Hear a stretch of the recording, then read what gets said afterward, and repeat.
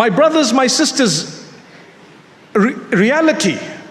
One thing went wrong in my life, two things went wrong, and I'm far from the Almighty. The Almighty says, no man, I actually would like you to get closer to me. That's why there are challenges that you will face, but those challenges are limited. And secondly, He tells us, I will never burden anyone with more than they could actually shoulder.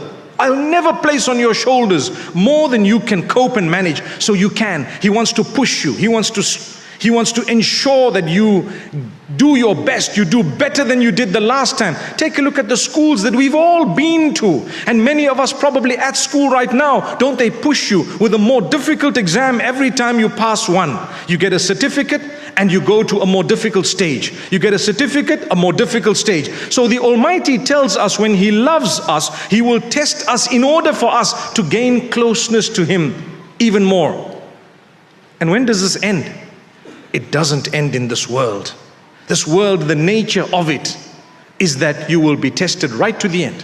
So much so, the last portion of your life is looked at as the most difficult portion, especially when you're old, and people say, now you're old and you're this, and you're thinking of death, and death is supposed to be, according to human standards, one of the saddest occasions ever for a person. But a believer knows that's probably the best day ever. I can't wait to see my Lord, who is merciful, kind, forgiving, compassionate, loving. Oh, I can't wait to see Him, to meet Him. I'm convinced in my heart that the day I meet the one who made me, He is not going to let me down.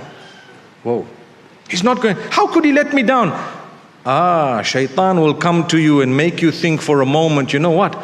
Look at the sins you did. Look at what you did. My brother, my sister, that's your past. P-A-S-T. That's what it is. It stays there. It will not come with you further. If you seek the forgiveness of the Almighty, it's wiped out. At-ta'ibu min ad-dhanbi kaman la dhanba lah. The one who sought forgiveness from a sin is equivalent to the one who didn't sin. Because Islam is based on forgiveness and the mercy of the Almighty. When the Quran starts, or when you want to begin recitation, what do you say? You seek the protection in Allah from shaitan, the devil, the accursed. And then you say, Bismillahir Rahmanir Rahim. In the name of Allah, the most merciful, the most gracious, the most beneficent, the most forgiving is included in that because it's part of the mercy of the Almighty. Doesn't that show you that the Almighty is most merciful?